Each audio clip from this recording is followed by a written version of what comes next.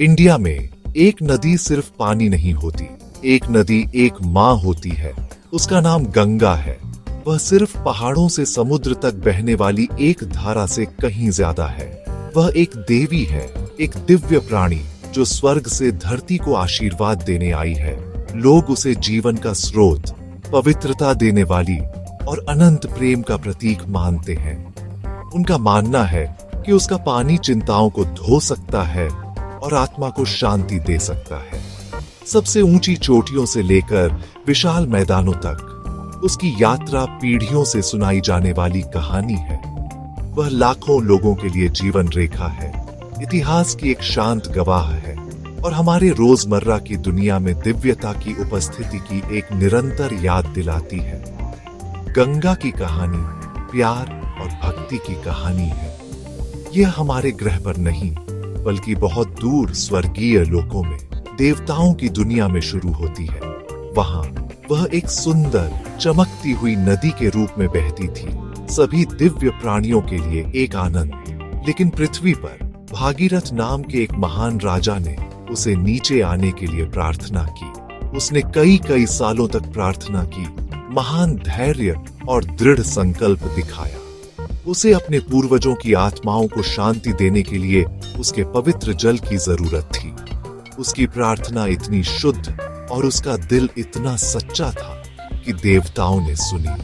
वे जानते थे कि केवल गंगा ही नीचे की भूमि पर मोक्ष और पवित्रता ला सकती है। गंगा की यात्रा करुणा की यात्रा है। वह पृथ्वी पर लोगों की मदद करने के लिए अपना स्वर्गीय घर छोड़ने के लिए सहमत हुई। लेकिन उसकी शक्ति बहुत ज्यादा थी।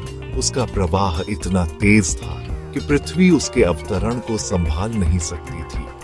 उसके गिरने की शक्ति दुनिया को तोड़ देती, आराम लाने के बजाय भारी विनाश होता। ग्रह को एक रक्षक की जरूरत थी, कोई इतना मजबूत जो उसके शक्तिशाली गिरने को धीमा कर सके। यहीं से कहानी सबसे महान देवताओं की ओर मुड़ती है। वह जो एक विनाशक और एक उद्धारकर्ता दोनों है। दुनिया ने शक्तिशाली भगवान शिव की ओर देखा। वह देवता जो शांत बर्फ से ढके पहाड़ों में ध्यान करते हैं, इस दिव्य कार्य में मदद करने के लिए। भारत के लोगों के लिए गंगा एक जीवित देवी है। वे उसे गंगा मां कहते हैं। वे उसके लिए गीत गाते हैं, उसे फूल चढ़ाते हैं और वे दिए जलाते हैं जो उसकी सतह पर छोटे सितारों की तरह तैरते हैं। हर दिन लोग उसके किनारों पर प्रार्थना करने, जश्न मनाने और शांत चिंतन का एक पल खोजने आते हैं। उसकी उपस्थिति अपार आराम का स्रोत है। वह भौतिक दुनिया को आध्यात्मिक दुनिया से जोड़ती है। वह सभी को याद दिलाती है कि दिव्यता केवल मंदिरों या मूर्तियों में नहीं है, बल्कि यह हमारे चारों ओर बहती है, पत्तों की सरसराहट में, पहाड़ों की ऊंचाई में और एक पवित्र नदी के कोमल निरंतर प्रवाह में। गंगा के तेज बहाव से दुनिया को बचाने के लिए भगवान शिव एक बड़े पहाड़ की चोटी पर खड़े थे। वह शांत और स्थिर थे, बिल्कुल पहाड़ की तरह। उनकी आंखें गहरी ध्यान मुद्रा में बंद थीं। उनके लंबे उलझे बाल, जिन्हें जटा कहा जाता है, उनके सिर पर ऊंचे बंधे थे, जो धरती की बेलों और तारों के मुकुट जैसे दिख रहे थे। वह जानते थे कि केवल वही इस दिव्य नदी को धारण करने की शक्ति रखते हैं। उन्हें गंगा की शक्ति से डर नहीं था। वह उसका स्वागत करने के लिए तैयार थे, उसे धीरे से धरती पर लाने के लिए। देवता और ज्ञानी आसमान से देख रहे थे, अपनी सांसें रोककर इस चमत्कारिक घटना को अपनी आंखों के सामने होते देखने का इंतजार कर रहे थे। जैसे ही गंगा आसमान से नीचे आने लगी, वह हजारों बादलों की गड़गड़ाहट के साथ नीचे आई। उसका पानी शुद्ध ऊर्जा का एक ऐसा सैलाब था, एक ऐसा ब्रह्मांडीय झरना जो नीचे की दुनिया को तबाह करने की धमकी दे रहा था। लेकिन शिव तैयार थे। उन्होंने बस अपना सिर उठाया और अपनी जटाओं को खुलने दिया। उनके बाल एक विशाल दिव्य जाल की तरह फैल गए, शक्तिशाली नदी को पकड़ने के लिए तैयार। यह बल के खिलाफ बल की लड़ाई नहीं थी, बल्कि धीरे से समाहित करने की क्रिया थी। शिव के बाल एक नरम तकिया बन गए, नदी को खोजने के लिए एक दिव्य भूल भुलैया। उन्होंने उसे रोका नहीं, उन्होंने बस उसे अपने भीतर की सुरक्षा में आमंत्रित किया। शक्तिशाली गंगा, जो कभी गर्जना करती हुई शक्ति थी, खुद को शिव के बालों की अंतहीन घुमावदार भूल भुलैया में खोया हुआ पाया। वह उलझी हुई जटाओं से बहती रही, उसकी ऊर्जा शांत हो गई, उसकी गति धीमी हो गई। यह ऐसा था जैसे एक तूफानी नदी को एक गहरे जंगल के शांत आलिंगन से शांत किया जा रहा हो। सालों तक वह इस पवित्र स्थान से गुजरती रही, उसकी शक्तिशाली धाराएं धीरे धीरे शांत धाराओं में बदल गई। शिव ने उसे अपने बालों में रखा, एक कैदी की तरह नहीं, बल्कि एक प्रिय मेहमान की तरह। वह उसे कोमलता सिखा रहे थे, उसे धरती पर उसकी यात्रा के लिए तैयार कर रहे थे। यह दिव्य कार्य दिखाता है कि सच्ची शक्ति दूसरों पर हावी होने में नहीं है, बल्कि कृपा के साथ अराजकता को समाहित करने और शांत करने की क्षमता में है। आखिरकार जब गंगा शांत और शीतल हो गई, तो शिव ने अपने बालों से एक अकेली कोमल धारा छोड़ी। यह धारा उनकी जटाओं से नीचे हिमालय की चोटियों पर गिरी। जो नदी निकली वह अब कोई विनाशकारी शक्ति नहीं थी, बल्कि एक पोषण करने वाली मां थी। उसने अपनी धीमी शांतिपूर्ण यात्रा पूरे देश में शुरू की, अपना उद्देश्य पूरा करने के लिए तैयार। यही कारण है कि शिव को गंगाधरा भी कहा जाता है, यानी गंगा को धारण करने वाला। उन्होंने सिर्फ दुनिया को बचाया नहीं, उन्होंने नदी की शक्ति को एक आशीर्वाद में बदल दिया, यह दिखाते हुए कि एक महान शक्ति जब ज्ञान और दया से निर्देशित होती है तो सभी को जीवन और मोक्ष दे सकती है। सोचिए, रात कितनी गहरी है और दुनिया कितनी शांत है।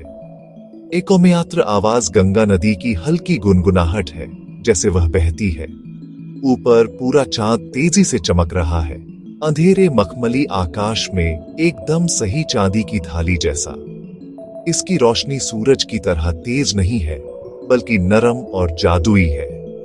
यह चांदनी आसमान से नीचे आती है, हर चीज को एक कोमल अलौकिक चमक से छूती है। यह पहाड़ों पर पड़ती है, जिससे उनकी बर्फीली चोटियां पॉलिश किए हुए चांदी की तरह चमकती है, और यह नदी पर पड़ती है, उसके पानी को तरल प्रकाश के बहते रिबन में बदल देती है। इस शांत स्वर्गीय नजर के नीचे दुनिया अपनी सांस रोक लेती है। गंगा की सतह चांदनी को पूरी तरह से कैद कर लेती है। पानी शिव के बालों से अपनी यात्रा के कारण साफ और शुद्ध है, रात के आकाश के लिए एक दर्पण बन जाता है। हर लहर, हर हल्की तरंग चांद की चमक का एक टुकड़ा पकड़ लेती है। ऐसा लगता है जैसे लाखों छोटे हीरे पानी पर बिखरे हुए हैं, नदी की धीमी गति के साथ चमकते और नाचते हुए। पानी सिर्फ प्रकाश को दर्शाता नहीं है, वह उसे सोख लेता है, अंदर से चमकता हुआ लगता है।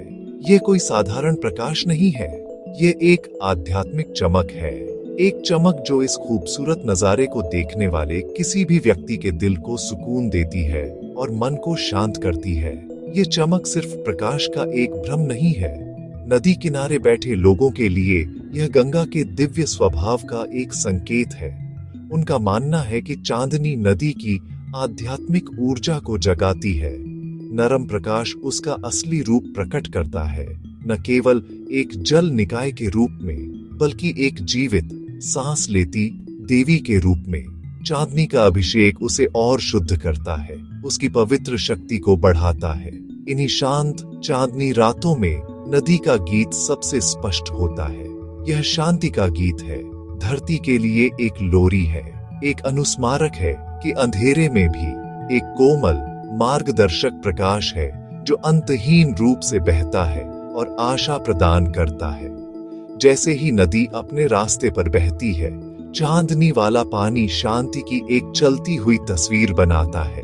यह प्राचीन मंदिरों और शांत गांवों से होकर बहता है, इसका चांदी जैसा प्रकाश नरम छाया डालता है। यह दृश्य गहरी शांति का है। आकाश, पहाड़ों और नदी के बीच एक पूर्ण सामंजस्य है। यह चांदनी का चमत्कार दुनिया में मौजूद साधारण गहरी सुंदरता की याद दिलाता है। यह दिखाता है कि प्रकृति खुद प्रार्थना का एक रूप हो सकती है, एक मौन पूजा। चांद के नीचे गंगा सिर्फ बह नहीं रही है, वह ध्यान कर रही है, अपनी गहरी शांत शांति को हर किसी और हर चीज के साथ साझा कर रही है, जिसे वह अपनी पवित्र यात्रा में छूती है।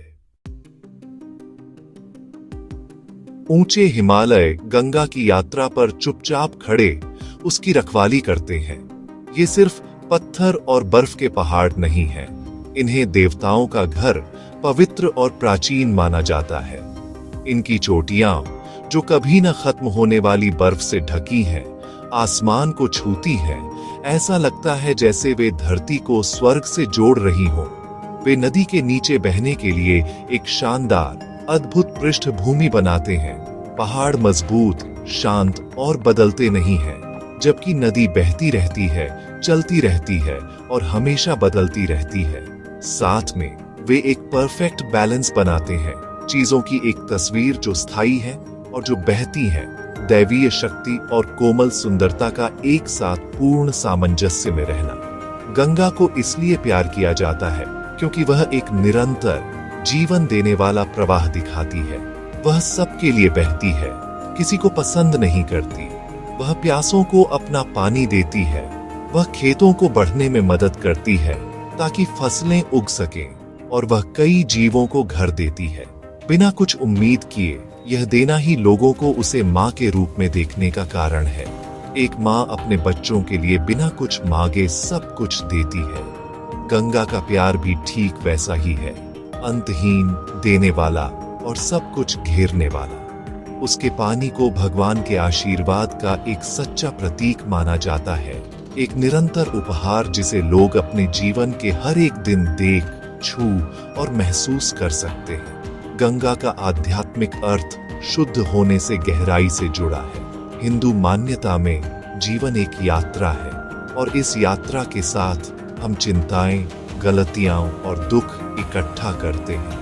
लोग मानते हैं कि गंगा के पवित्र जल में स्नान करने से ये बोझ धुल जाते हैं। यह केवल शरीर को ही नहीं, बल्कि आत्मा को भी शुद्ध करने का एक प्रतीकात्मक कार्य है। यही कारण है कि लाखों तीर्थयात्री दुनिया भर से उसे देखने आते हैं। वे उसके किनारों पर क्षमा, शांति और एक नई शुरुआत की तलाश में आते हैं। नदी उन सभी को स्वीकार करती है जो उसके पास आते हैं, उन्हें नई शुरुआत और आध्यात्मिक स्वतंत्रता का वादा देती है। आखिर में गंगा का सम्मान इसलिए किया जाता है क्योंकि वह एक जीवित कहानी है।